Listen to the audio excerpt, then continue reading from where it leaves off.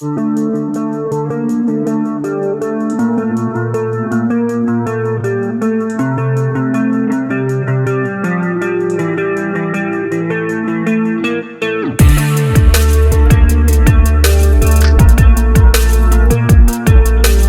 이제 관리적 보안 지금 진행하고 있고요. 예. 아까 관리적 보안이 잘 되어 있으면 어떤 효과가 있다고 그랬죠? 일단 위압감을 준다. 그 다음에 체질을 개선해 줄 수 있다. 그 다음에 이게 조직 문화화되게 되면 지속적으로 이거에 대한 정보보호 체계의 뭔가 체계를 강화해 나갈 수 있다라고 했죠. 근데 어려운 점은 이렇게 문화화시키는 게 어렵다라고 했죠. 그래서 이제 2014년도에 이 카드 3사 고객정보 유출 사건을 보게 되면 여실하게 그런 어려운 점을 우리가 이해할 수가 있어요. 자, 일단 이제 이 범인을 잡았잖아요. 이 범인과 인터뷰를 했어요. 너 왜 3사만 털었냐고 물어본 거죠. 이렇게 답을 한 거예요. 참고로 이 3사는 전부 다 ISO 27001 정보보호관리체계 인증을 획득한 기업이었어요. 참고로. 근데 이렇게 이제 보안 체계가 있었는데 그 안에서 역할을 수행해야 될 사람들이 본인이 해야 될 역할을 잘 안 하더라. 그래서 쉽게 내가 뚫고 들어가서 정보를 빼돌릴 수 있었다가 이제 이 범인이 한 말이에요. 나머지 카드사는 하려고 했는데 정말 잘하고 있더라. 아마도 이제 그 카드사들은 그 인증을 획득한 지 얼마 안 됐을 것 같아요. 어쨌든 인증을 아무리 따더라도 그게 조직 문화화돼서 습관화되지 않으면 이렇게 사고가 발생할 수 있다는 게 이제 중요한 포인트인 거예요. 그래서 우리가 아무리 여기서 나온 것처럼 관리적, 물리적, 기술적 보안, 그렇죠? 그래서 체계를 갖추고 검증된 제품을 사용하고 그다음에 각종 통제를 하고 그다음에 이런 암호화 인증을 하더라도 이 물리적, 기술적 보안 체계가 적용된 이 통제 영역에서 담당자들이 맡은 바 직무를 잘 수행하지 못하게 되면 뚫린다는 게 핵심인 거예요. 그래서 이게 중요한 게 아니라 관리적 보안이 가장 중요하다고 하는 게 제가 말씀드리고 싶은 거예요. 그래서 정말 사소한 거 하나하나를 할 때에도 그 사소한 거 하나 때문에 이렇게 범인이 인터뷰하면서 우리 회사를 언급할 수 있다 이거죠. 그래서 앞으로 여러분들이 이제 보안 통제 보안팀에서 뭐 하라고 하면 잘하실 거죠? 잘하시고요. 특히 이제 우리가 회사 내 PC는 잘 관리하는데 집에 있는 PC도 잘 관리 안 해요. 집에 있는 PC도 잘 관리하세요 이제. 백신 업데이트 잘 하시고요. 그래서 이제 관리적 보안에서 제가 이제 몇 가지 인증을 좀 설명을 드릴게요. 인증. 관리적 보안에서 인증은 크게 두 가지가 있어요. 첫 번째는 제품에 대한 인증, 제품. 정보보호 제품을 구매할 때 이런 뭔가 정보보안 인증을 획득한 제품을 구매하는 거죠. 그런 제품 관점에서 인증을 일단 설명을 드릴게요. 자, 인증 체계, 인증 이름이 이거예요. CC, Common Criteria. 우리가 흔히 알고 있는 CC 그거 아니에요. 캠퍼스 커플 아니고 공통 기준. 정보 보호 제품에 대한 공통 기준이라고 하는 그거를 가지고서 인증을 만든 거예요.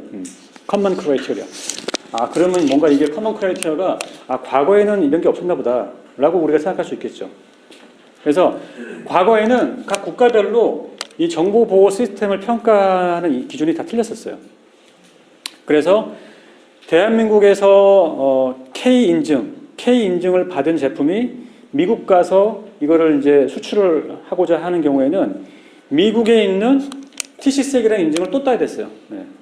그러니까 인증 비용도 들어가고 중복으로, 그다음 시간도 중복으로 들어가는 거죠. 그러니까 이게 국제적으로 정보보호 제품에 대한 유통이 활발하게 이루어지지 않는다는 단점이 발견됐어요. 그래서 전 세계적으로 이렇게 하면 안 되겠다. 우리가 각 나라에서 각자 있는 인증 체계를 통합해가지고 국제 공통 표준 기준을 만들어보자 라고 해서 만든 게 이거예요. CC 인증이에요.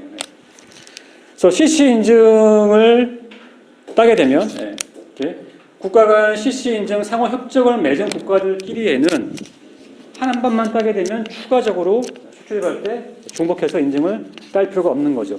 이게 CC 인증의 가장 중요한 목적이에요. 그러면 당연히 이제 제품을 뭔가 평가할 때 국적 공통 기준이 있으니까 평가하는 기준도 공통적으로 나와야겠죠. 예. 그래서 기본적으로 보안 기능에 대한 요구사항들을 일단 표준화를 했어요. 여기 나온 것처럼 각종 여러 가지 기능 클래스들을 가지고서 각종 보안 장비가 갖춰야만 할 그런 보안 기능들을 표준화를 했고요. 플러스 기능뿐만 아니라 여기 나온 것처럼 각종 제품을 만드는 과정에서 필요로 하는 것들도 보증 요구사항이라고 하는 걸로 또 기준을 만들었어요. 그래서 형상 관리 같은 거 있죠. 잘하고 있는지, 그다음에 테스트 같은 거 잘하고 있는지. 제품 자체가 중요한 게 아니라 제품을 만들어내는 과정 자체도 잘 되고 있는 기준에 포함시킨 거죠.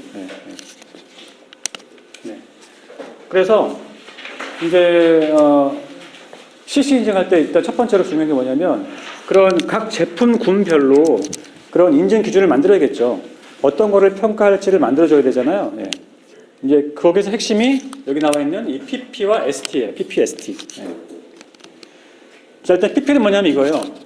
제품군, 방화벽 제품군 또는 생체인식 제품군이 반드시 갖춰야만 하는 요구사항들을 명세화한 거예요. 그러니까 이거는 한국에 있는 뭐 제품, 미국에 있는 제품 다 통틀어 가지고 공통적으로 어떤 제품인지 반드시 이거는 이 기능은 갖춰줘야 돼. 이 요구사항은 달성을 해야 돼라고 하는 거예요. 그런 것들을 각 제품별로 이렇게 프로파일을 만든 거예요. 이게 PP고요. 자, 근데 반면에 한국에 있는 방화벽 제품 중에서 어떤 제품들은 이 제품 고유의 기능이 있을 수 있죠. 그렇죠. 다른 보안 방화벽은 없는 자체 고유의 기능들이 있을 수 있잖아요. 그런 기능들 같은 그런 기능들을 CC 인증 평가할 때 평가를 해야 돼요, 말아야 돼요? 어떻게 해야 돼요? 평가한다.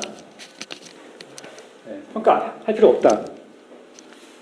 평가해야 되겠죠. 왜냐하면 그걸로 인해 가지고 취약점이 생겨가지고 문제가 생길 수 있기 때문에 그런 제품 자체의 종속적인 기능들도 반드시 테스트를 해야 돼요. 평가를 해야 돼요.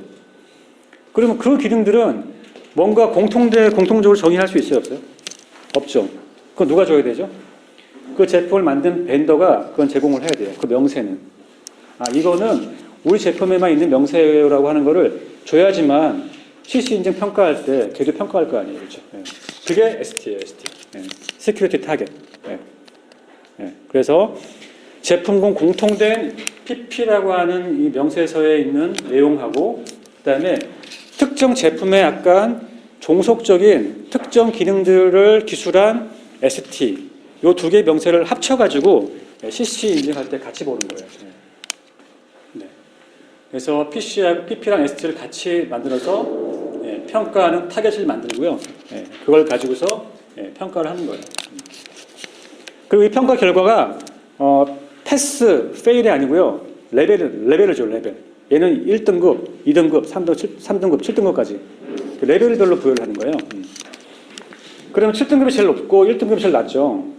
그럼 낮으니까 어떻게 해서? 낮은 거는 좀 덜 까다롭겠죠. 그렇죠? 그래서 낮은 경우에는 보통적으로는 그냥 제품 자체의 기능에 포커스를 한 시험을 봐요. 평가를 해요, 평가를.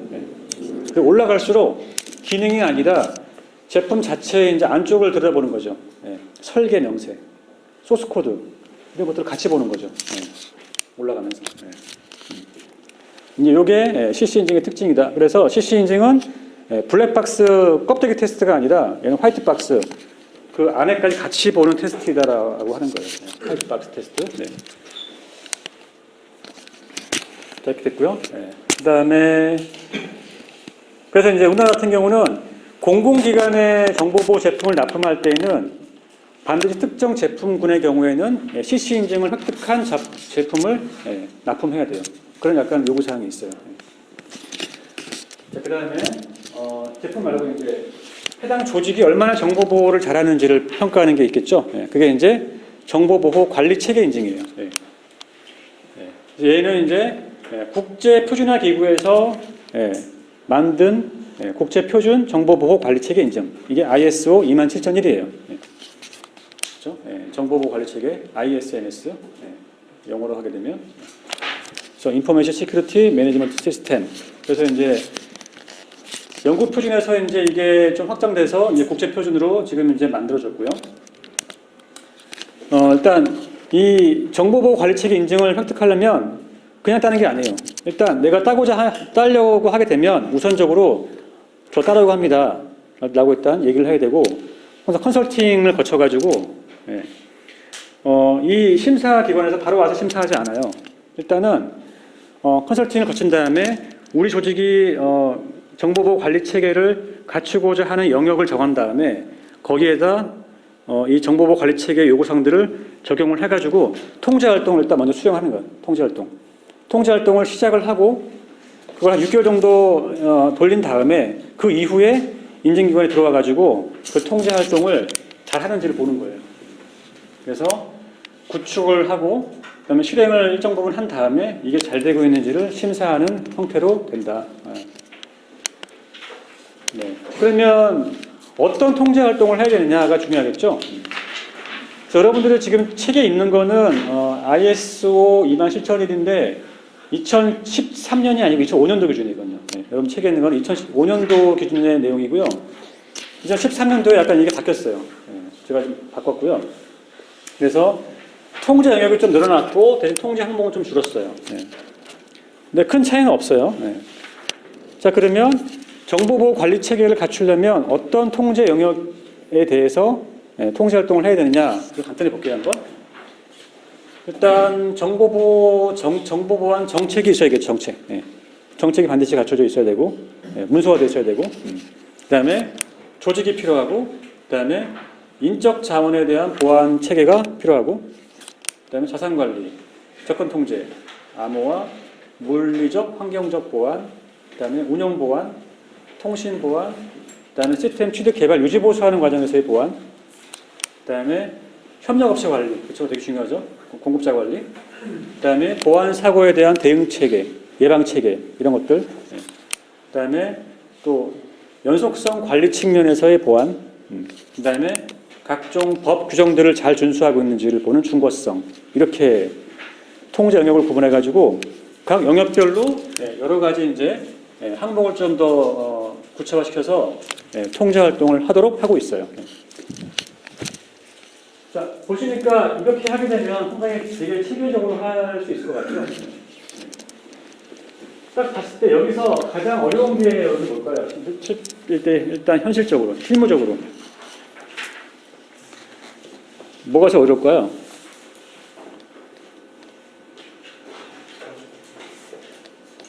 네. 일단 여러분들 회사를 한번 떠올려 보세요. 우리 회사를 봤더니 이건 좀 잘 안 되는 것 같아요. 뭐 그런 것들이 있을 거예요. 네. 제가 보니까 일단 저는 이제 어려운 점이 정보 보안의 가장 기본이 뭘까요? 기본. 정보 보안을 이렇게 컨트롤을 적용시키기 위해서 가장 베이스가 되는 게 뭐냐면 자산. 네. 자산 관리가 잘 돼야 되거든요. 왜냐하면 자산이 잘 식별돼야지만 자산에 대해서 내재화된 취약점과 위협을 진단할 수 있잖아요. 자산 관리가 안 되게 되면 내가 빠뜨리는 자산이 발생해요. 그래서 자산 관리가 가장 기본이 되는 건데 자산 관리를 잘하기가 되게 어려워요. 왜 어려울까요? 자산 관리가. 일단 우리 조직에 있는 PC 대수가 몇 개인지를 확실하게 얘기할 수 있을까요? 그렇죠. 그러니까 만약에 PC에 취약점이 있어가지고 그 취약점을 내가 보완하려고 하면 우리 조직에 있는 모든 PC를 다 식별해가지고 걔를 다 진단한 다음에 다 이거를 통제를 해야 되잖아요. 근데 문제는 과연 우리 조직에 있는 PC가 내가 알고 있는 게 100개인데 100개가 다인가? 이거를 확실히 할 수가 없어요. 왜 그럴까요? 자, PC 자산 관리를 자동화할 수 있나요? 자동화할 수 있긴 있겠죠. 어떻게 할 수 있나요? 자동화를.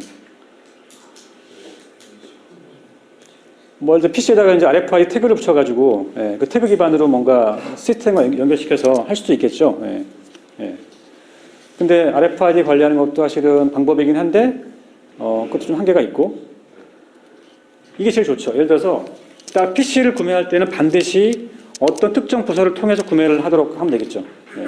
그러면 그 특정 부서 통해서 구매하는 과정에서 구매한 PC가 식별되고 그 PC의 보안 통제를 적용하고 그거를 데이터베이스화 해가지고 계속적으로 모니터링하면 되겠죠. 근데 만약에 어떤 부서가 그렇게 정책을 정했는데 그 부서를 통하지 않고 PC를 구매했어요. 몰래.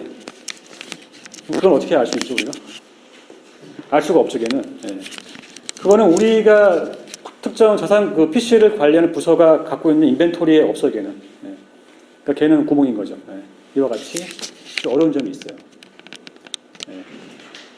그래서 자산을 100% 우리가 이제 딱 개런티하는 게 어려운 거예요. 그래서 또 어떤 경우는 직원이 PC를 집에 가져가기도 하고, 그렇죠? 분실하기도 하고 그렇잖아요. 그래서 정보보안의 가장 기본은 자산 관리인데 이 자산 관리를 상당히 자동화시키면서 100% 정합성을 보장하기가 상당히 어렵다는 거예요. 제가 보니까 그래요. 그리고 지금 중요시되고 있는 게 이거죠. 협력업체 관리. 협력업체 관리 되게 중요하죠. 그래서 이제 공급자를 선정할 때 그냥 선정하는 게 아니라 공급자 자체에 대한 보안 역량을 평가하는 거예요. 공급자 회사 자체가 보안 정책이 잘 갖춰져 있는지 이런 것들을 같이 보는 거죠. 그래서 지금 제3자 벤더에 대한 보안 역량 평가하는 것도 지금 되게 중요하게 더 됐어요. 그래서 제가 이제 실무 관점에서 좀 중요한 포인트를 말씀을 드렸고요. 여러분도 한번 돌아가셔가지고 우리 조직에서는 지금 여기서 말한 통제 영역들이 잘 되고 있는지를 한번 보세요. 그래서 이제 정보보호 관리 체계 인증은 국제 표준 인증은 이렇게 ISO 27001 인증이 있고요. 그다음에 국내 표준도 있어요. 이건 키사가 지금 이제 관리하고 있는 건데 키사에서 하고 있는 ISMS 인증이라고 하는 것도 27001 인증과 같은 유사한 인증이고요. 얘는 약간 국내 현실을 반영해서 좀 비용도 저렴하고 그래요. 그래서 이제 얘는 정보통신망법에 의해서 특정 규모의 정보통신 서비스 제공자는 반드시 이 ISMS 인증을 따도록 지금 의무화했어요. 의무화. 그래서 뭐 네이버 다음 같은 그런 그 큰 포털 사이트들은 ISMS 인증을 반드시 따고 유지를 해야 돼요. 이렇게 돼 있고 당연히 ISMS 인증을 딴 기업이 해외에서 사업을 할 때는 얘는 통하지가 않아요. 해외에서 하려면 IS 27001 인증을 따야 돼요. 그러니까 약간 중복적인 부분이 있죠. 그리고 이제 인증이라고 하는 게 이렇게 이제 정보보호 관리 체계 전체를 일단 다루고 있는 게 있는 반면에 이제 개인정보보호법이 만들어지면서 이제 개인정보 자체에 포커스하는 그런 인증들도 나왔어요. 여기 나온 것처럼 PIMS 개인정보 보호 관리 체계 인증. 그래서 개인정보 보호에 포커스를 둔 인증도 나왔고, 그래서 PIMS, PIPR도 똑같이 개인정보 보호에 포커스를 둔 인증이에요. 되게 많죠. 딱 보니까 어때요? 뭔가 이게 되게 많고 중복적인 게 많죠. 그리고 뭐 행안부 또 뭐죠? 그다음에 뭐 방통위, 미래부 이렇게 약간 기관들 틀려요. 관장하는 기관들이. 그래서 이제 이런 중복적인 부분들의 약간 비효율성을 이렇게 최소화하기 위해서 최근에 일단 개인정보 쪽은 방통위 PIMS하고 행안부의 PIP를 통합했어요. 통합해가지고 PIMS를 단일화시켰어요. 그리고 또 이 PIMS와 ISMS를 지금 통합하려고 지금 하고 있어요. 그래서 올해 상반기 때 일단 결정할 거고 아마 하반기 때는 결정이 되게 되면 개인정보와 정보보호 관리 체계를 통합한 통합 인증 체계가 이제 나올 거예요. 그래서 그런 약간 이런 인증 체계의 중복성 문제가 있어 왔다는 거 정도 알고 계시면 될 것 같고요. 그래서 금방 말씀드렸던 개인정보 관리 체계 인증이 여기 나와 있는 PIMS예요. 여러분들 교재에 있는 부분하고 여기 제가 담은 거랑 약간 다르죠? 이건 이제 교재에 있는 거는 PIMS랑 PIP를 통합하기 전 거고요. 이건 통합한 이후 버전이에요. 이거 제가 별도로 웹파일 올려드릴 거니까 웹파일 올려드린 거 보시면 되고요. 어쨌든 개인정보 유출 사고를 방지하기 위한 거에 포커스를 둔 인증 체계고 크게 이제 세 가지 분야를 봐요. 보시면 알겠지만 개인정보를 관리하는 과정 자체에 대해서 잘 하고 있는지 관리 체계를 수립하고 실행하고 모니터링하고 개선하는 부분들을 잘 하고 있는지를 보는 거가 한 분야이고요.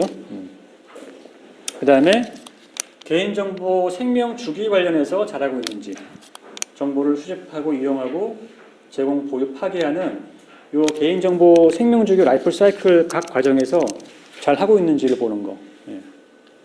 그 다음에 전반적으로 보호 대책이 잘 하고 있는지, 관물기적으로 이게 이제 PIMS에서 보고 있는 크게 3개 분야예요.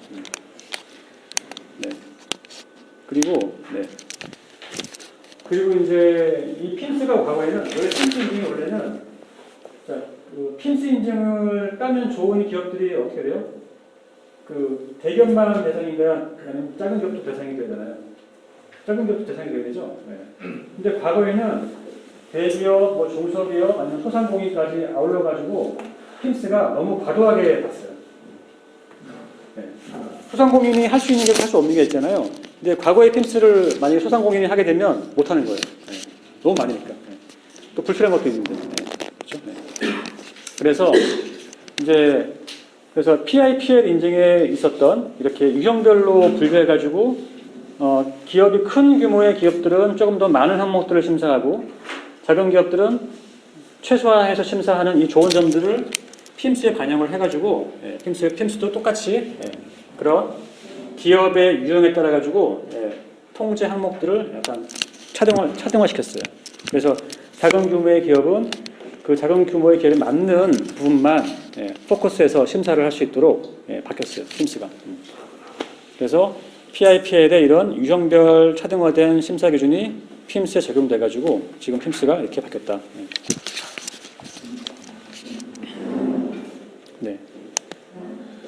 자, 여기까지 했고요. 그래서 이제 지금 설명드린 게 정보보호 관련된 관리적 조언에서 제품에 대한 인증인 CC 인증, 그다음에 정보보호 관리 체계에 대한 인증인 ISO 27001 국제표준, 그다음에 ISMS 국내 표준, 그다음에 조금 더 개인정보에 포커스를 둔 PIMS, PIPL들을 제가 얘기해 드렸어요. 자, 이제 관리법 마지막이죠.